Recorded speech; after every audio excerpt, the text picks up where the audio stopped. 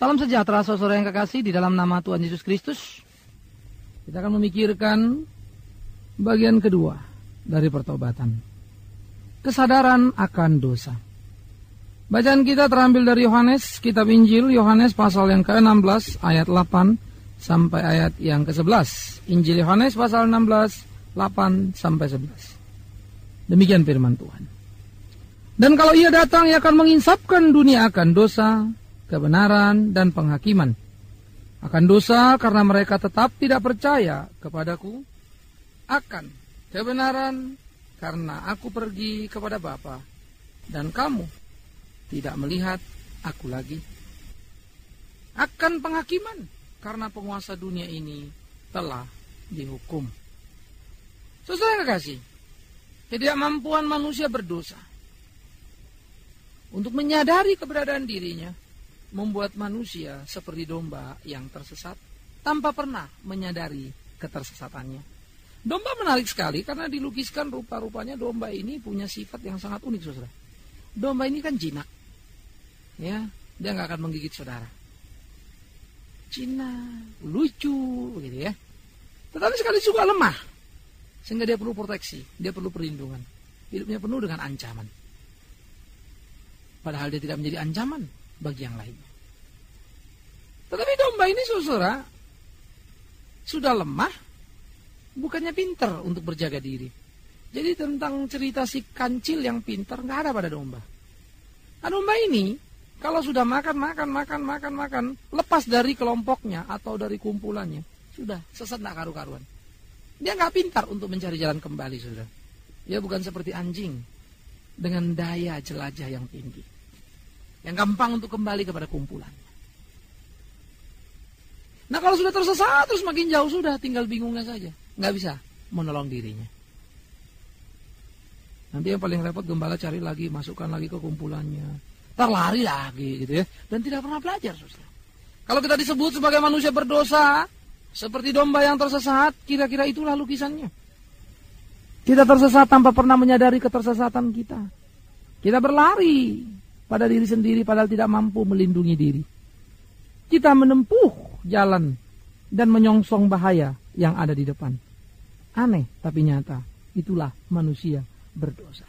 Nah, oleh karena itu, saudara, tidak akan ada kesadaran pada diri manusia berdosa seperti yang sudah kita bicarakan. Secara positif dia tidak mampu berbuat baik, secara negatif dia tidak bisa menolak dosa. Lah kalau gitu apa yang bisa dikerjakannya? Maka manusia terancam, manusia terikat, terkurung di dalam perangkap dosa itu. Nah, oleh karena itulah manusia dan kesadaran dosa, ya, harus kita ingat pertama, manusia tidak pernah mempunyai kemampuan untuk menyadari dirinya berdosa. Karena apa? Karena memang manusia tidak mengerti dosa itu. Mengingat manusia telah menciptakan sistem pada hidupnya, menciptakan peraturan pada dirinya sendiri, mana yang benar dan mana yang salah. Di dalam keberdosaannya dia membuat semua itu. Maka manusia menjadi manusia yang terlatih hidup di dalam kegelapan. Dia sudah beradaptasi, dia sudah terbiasa ada di sana. Bahkan dia menikmati kegelapan itu. Ya. Saudara-saudara, kalau ada terang tiba-tiba gelap kita kaget. Tapi kemudian 1 menit, 2 menit, beberapa menit kemudian kita terbiasa, mulai berjalan dan meraba. Kalau terus-terusan gelap, pasti kita menjadi biasa. Itu sebab sangat mengagumkan bagi kita kalau melihat orang buta dengan aktivitas kesehariannya. Berjalan di pinggir jalan, kemudian naik bus. Kita kan bingung, tinggal di Bekasi, nanti pergi ke daerah Tanjung Duren. Para tunanetra, mereka ngurut. Saya pernah ngobrol, tanya rumahnya di mana. Wow, jauh luar biasa. Bisa 2-3 kali naik bus. Saudara bingung. Saya bingung. Gimana? Tentu saja saya bingung. Karena ketika coba saya tutup mata saya dan berjalan, ya kejedot ke sana sini, saudara.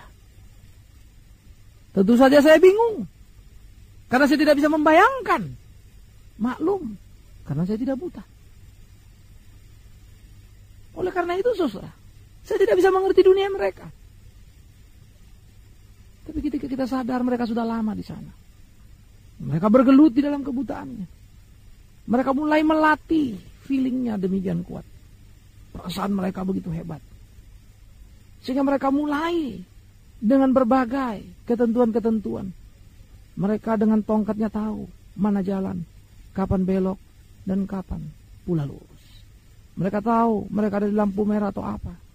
Dan mereka yakin kalau mereka menyeberang dengan tongkatnya, maka bus dan lain-lain akan berhenti.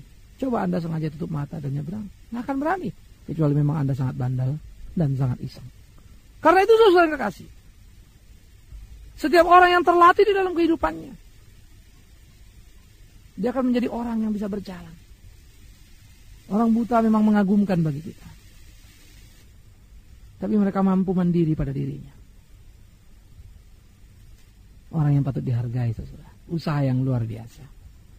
Tetapi dalam sisi lain, itulah lukisan. Sebagai manusia berdosa, bagaimana kita sudah terbiasa di dalam dosa kita. Sudah terlatih, sudah mandiri. Kita tidak lagi memerlukan yang lain. Ya. Kesadaran hanya berorientasi kepada keyakinan diri, kepada kebenaran diri yang bersifat sangat relatif, yang bisa diganggu-gugat kiri dan kanan. Itulah kita.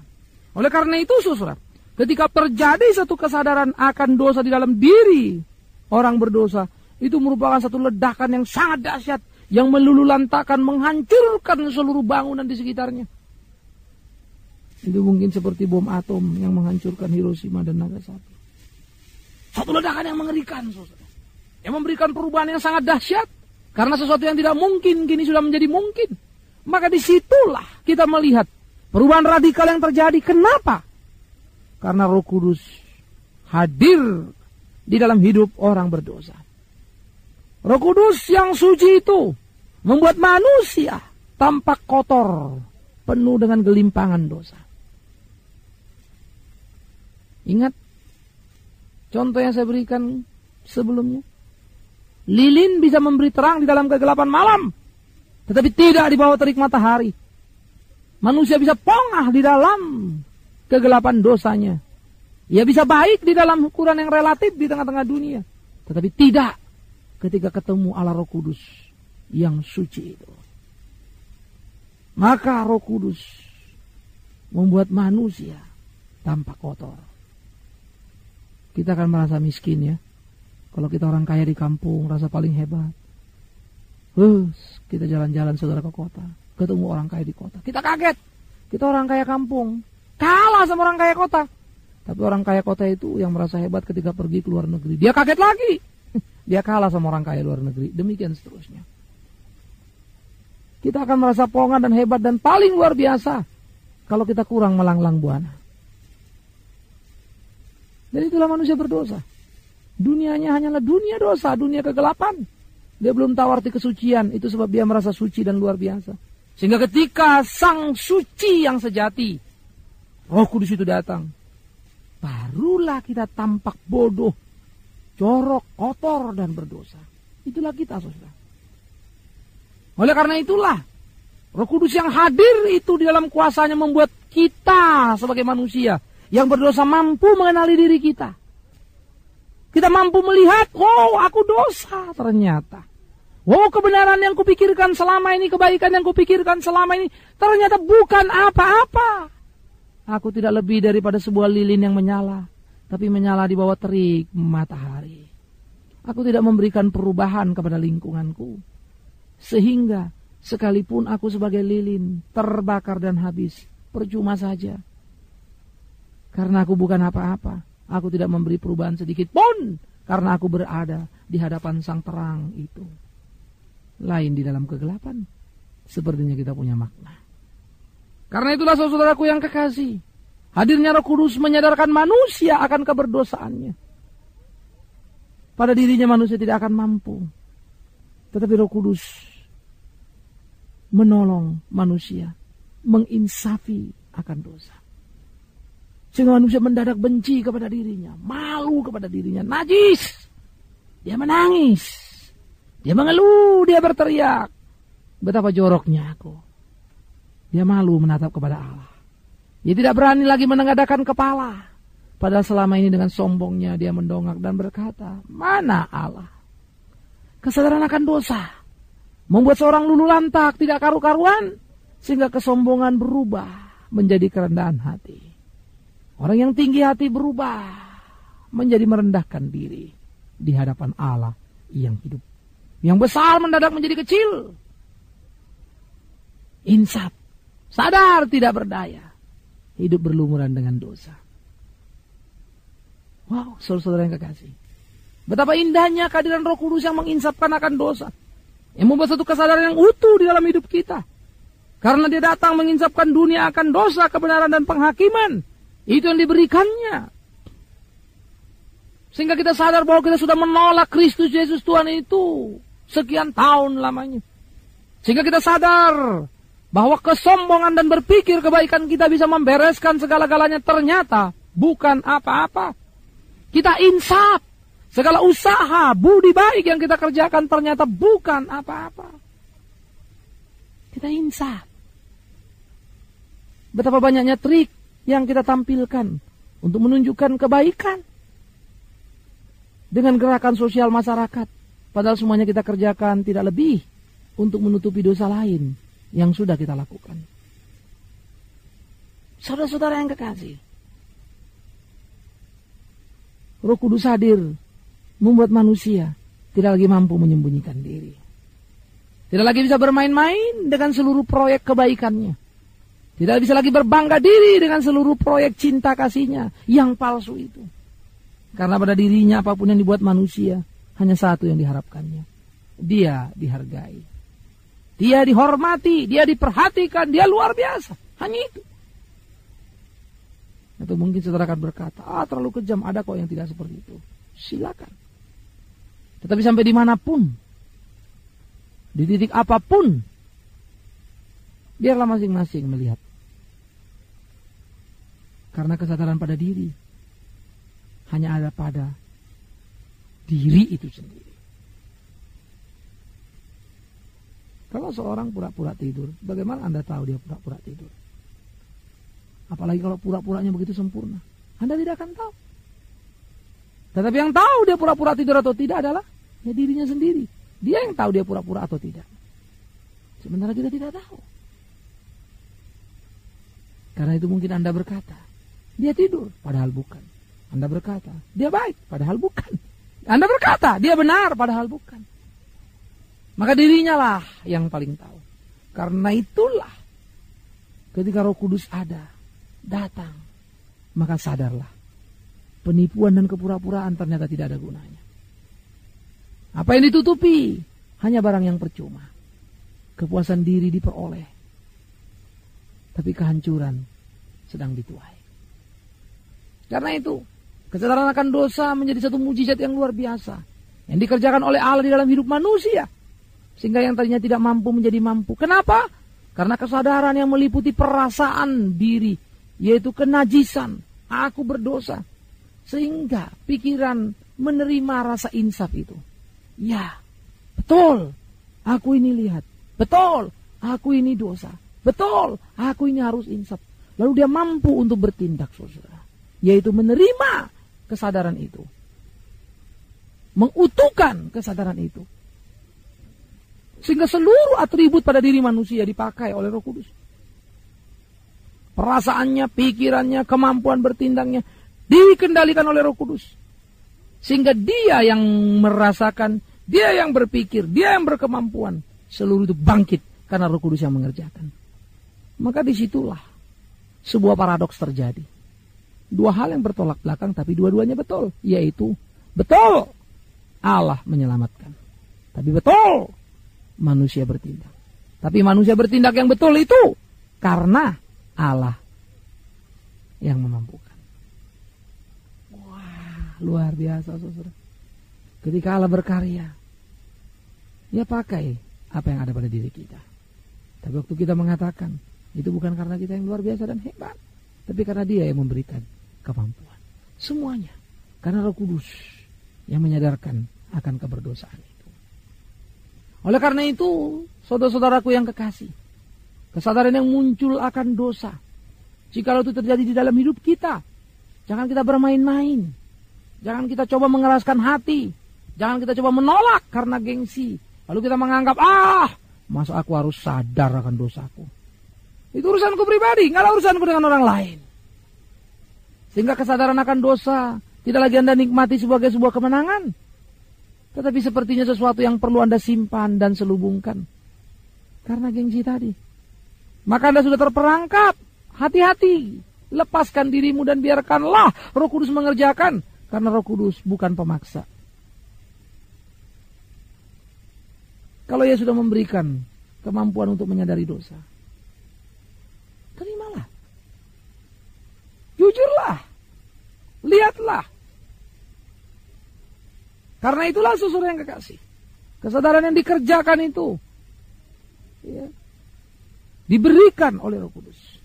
Untuk apa diberikannya? Untuk mengerjakan semua kesadaran secara utuh, bukan parsial. Kesadaran dari perasaan kita. Kesadaran dari pikiran kita. Kesadaran dari kemauan kita atau kemampuan bertindak kita. Sehingga disitulah kita dibangun dan dikuatkan. Bagaimana dengan kita? Jangan-jangan kesadaran itu sudah diberikan oleh Roh Kudus, tapi kita masih mau mengeraskan hati. Tidak mau. Karena kita masih merasa betah dengan memori masa lama. Anda mungkin di persimpangan. Izinkan saya untuk mengingatkan. Berikan tanganmu dan katakan, Tuhan, tolong aku. Tapi bagaimana pula dengan kita yang sudah menjadi Kristen? Jangan-jangan kesadaran kita akan dosa juga sudah memudar. Sehingga yang tersisa hanyalah pengetahuan tentang Allah. Memori masa lampau. Kesadaran itu sudah memudar. Itu sebab kita punya kemampuan yang sangat tinggi untuk mengancungkan telunjuk, mencaci maki orang lain.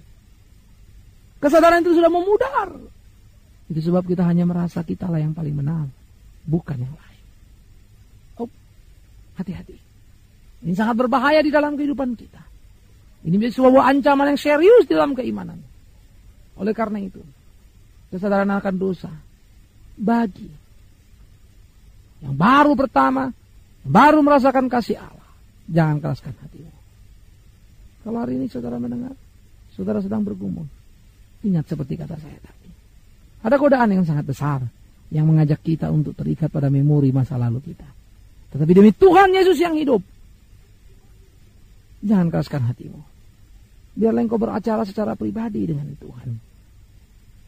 Biarlah kau menikmati kesadaran yang utuh yang dikerjakannya. Sehingga kau boleh bertumbuh, bertambah di sana. Saudaraku yang kekasih, mari kita mulai melihat kesadaran itu. Mari kita menikmati kesadaran itu. Langkah pertama, untuk kita boleh berjalan menuju kepada Allah. Sekalipun istilah yang saya sebut langkah pertama bukan berarti langkah kedua kemudian begini. Karena itu bisa bekerja sekaligus di dalam hidup orang ketika orang mengenal Tuhan. Nanti kita akan membicarakan kesadaran akan dosa. Kemampuan mengakui dosa. Kemampuan untuk menyerahkan diri. Sebagai bagian-bagian daripada pertobatan. Tapi kalau disebut bagian bukan urut-urutan. Ya harus hati-hati. Hanya untuk mempertajam. Oleh karena itu saya perlu ingatkan selalu ini. Nah, kembali kepada kesadaran tadi. Adakah itu sudah terjadi dalam hidup kita? Kalau ya, jangan keraskan hati. Katakan, Tuhan, aku di sini. Mungkin Anda masih malu untuk mengatakan hal itu kepada suami, istri, anak, atau orang tua. Tapi secara pribadi, biarkan kesadaran itu terjadi di dalam batinmu. Jangan padamkan. Biarkan itu bertumbuh, memberi dampak yang indah. Supaya kau mampu untuk melakukan apa yang harus kau lakukan sebagai seorang yang sadar akan keberdosaan diri. Itu anugerah. Itu luar biasa. Jangan lupa, manusia berdosa tidak pernah punya kemampuan untuk sadar. Sehingga ketika dia sadar akan dosa-dosanya, itu karena Roh Kudus yang mengerjakannya. Roh Kudus yang menginsapkannya. Roh Kudus yang menolong dia. Roh Kudus yang memampukan dia. Karena itu bersukacitalah. Karena Tuhan hadir di dalam hidup kita. Menyadarkan kita akan dosa-dosa kita. Bersyukurlah untuk karya Roh Kudus yang ajaib. Yang paling utama di dalam hidup. Yaitu menyadarkan manusia akan dosa-dosanya. Supaya manusia mau percaya kepada Allah. Kepada Kristus Yesus Tuhan. Setelah sebelumnya ia mengeraskan hati. Dan menolak Yesus Kristus. Tuhan Juru Selamat yang sejati. Tuhan menolong Anda. Tuhan menolong saya. Tuhan menolong kita. Nikmati kesadaran yang dianugerahkannya bagi kita. Amin.